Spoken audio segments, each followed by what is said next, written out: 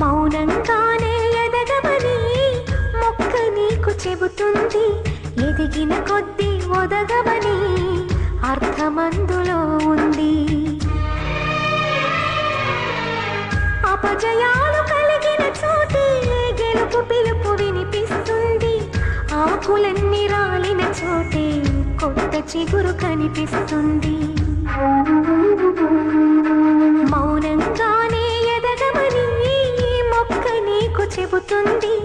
ఎదిగిన కొద్దీ ఒదగమని అర్థమందులో ఉంది.